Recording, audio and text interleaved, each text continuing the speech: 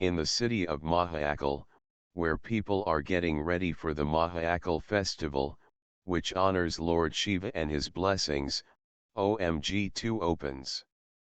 Devoted to Lord Shiva, Kanti Sharan Mudgal provides everything needed for the daily arti, or prayer, held at the temple.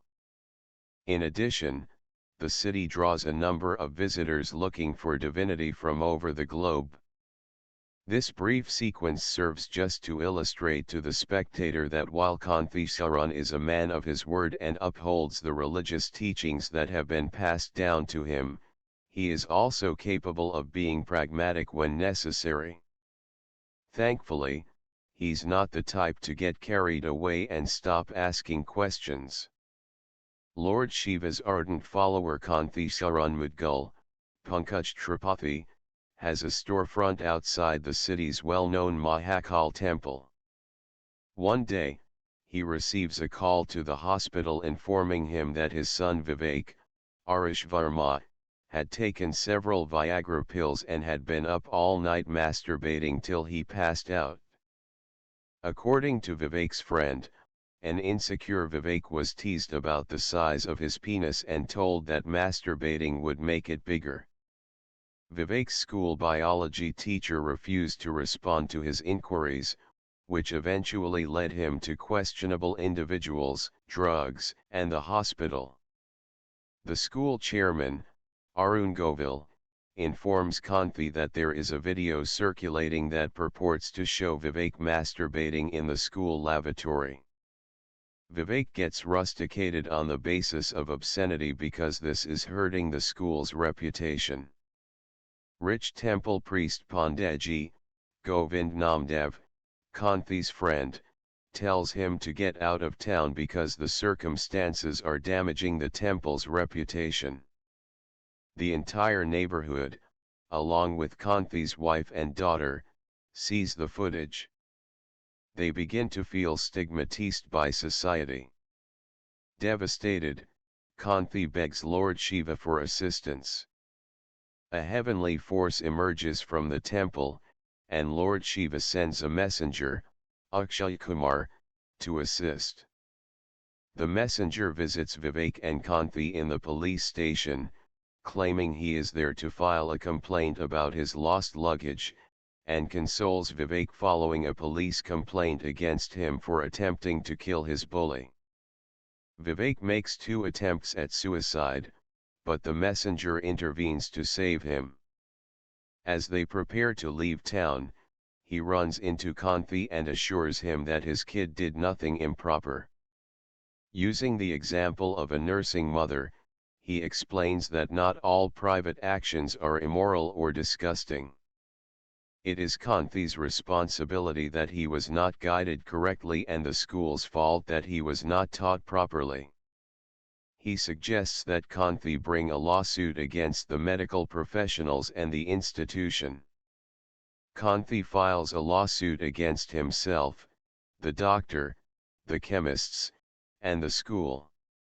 He argues in court that discussions about sex have always been accepted by Indian culture and the Sanatan Dharma, despite the reality that doing so is only encouraging vulgarity. In order to have his case recognized, he also presents the private human art carvings from the Ellora, Ajunta, and Khajuraho temples. He does this by quoting several publications he discovered in an unknown bag. Kanti is asked to leave his allotted home and shop by Panditji, who fears that this may damage their holy reputation. According to Kamini Maheshwari, Yami Gautam, the opposition attorney, Kanti is concealing his son's obscene behavior with all of this. Kanti contends that his son wouldn't have been so ignorant if sex education had been taught in the classroom. The messenger comes by frequently to offer Kanti oblique counsel on how to pursue the lawsuit. In an attempt to demonstrate the high caliber of the school, Kamini brings a sex worker's son to court. When Kanti inquires about the prostitute's enjoyment of her employment, she responds that those illiterate males have no idea how to respect a woman's body. Kanti thinks that young males would learn to appreciate a woman's body if sex education was taught in the classroom. The entire courtroom falls silent when he continues, saying that even her own son shouldn't end up like the naive guys who visit her for pleasure. Calling her a brave teacher and mother, he bows down to her. As the case progresses, Kanti raises concerns about drugs, rape, pornography, and the value of sex education.